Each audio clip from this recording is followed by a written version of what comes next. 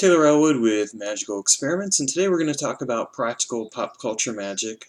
We've talked a bit about working with pop culture entities and how important it is to work with them. And certainly, working with pop culture entities, deities, etc., can be a form of practical pop culture magic. But I also think it's equally important to recognize that we can do practical pop culture magic without them.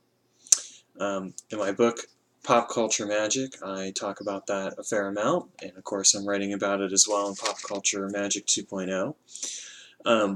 One of the ways that I've worked with practical pop culture magic has involved looking at different forms of pop culture, different media, such as collages or comic books, and seeing how I can take those and apply them to magic. I came up with a technique years and years ago for sigil work where I basically took the panels of a comic book, and I would then create sigils in those panels and then connect the panels together with arrows to kind of show that there was a causal relationship in order to help create this process of charging and firing these sigils, but basically making it into a comic book. That's one example of practical pop culture magic where you're taking a form of media and adopting it.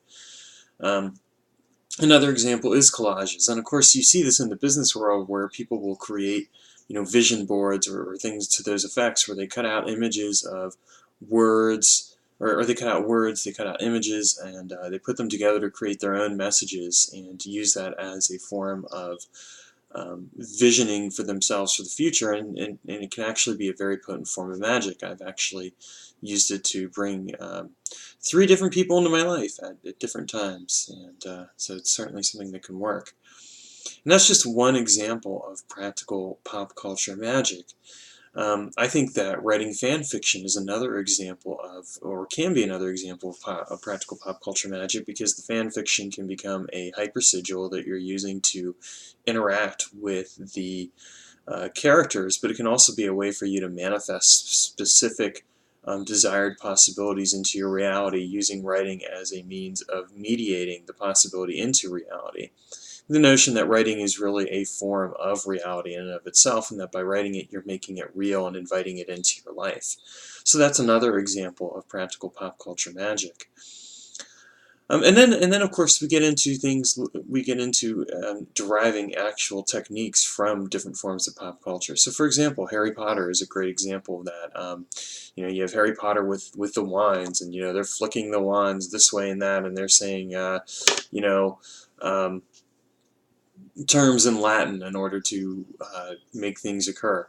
Well, I have not to this day been able to levitate anything using the Wingardium Leviosa spell. I would say that the Patronus spell is a great example of taking pop culture and applying it to magical working, where you're basically conjuring this protective spirit or this protective force to protect you from whatever your greatest fear is. And with the Bogart, you see an example of banishing with laughter, where you're seeing this being, and then you visualize it in a really silly or funny way, and you start laughing at it and you banish it. That's another example. That's actually an example of taking a magical concept and applying it to pop culture. But hey, for a lot of people, you can then reverse that and do the same thing. And that's just one example.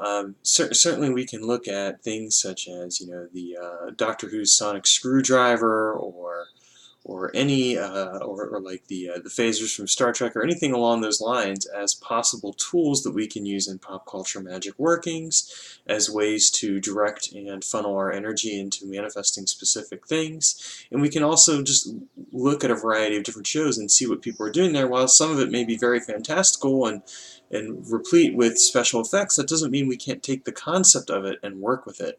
It's a matter of asking yourself, what could I do with this? How could I apply this? Certainly for me, one of my original pop culture sources of inspiration that got me into energy work was Dragon Ball Z.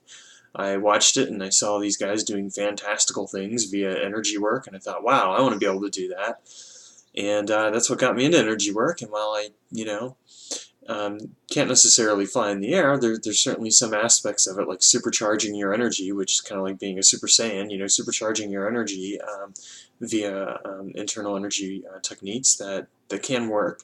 So it's important to remember that pop culture sometimes derives some of its ideas from magic, and that we can in turn derive our own practices from pop culture.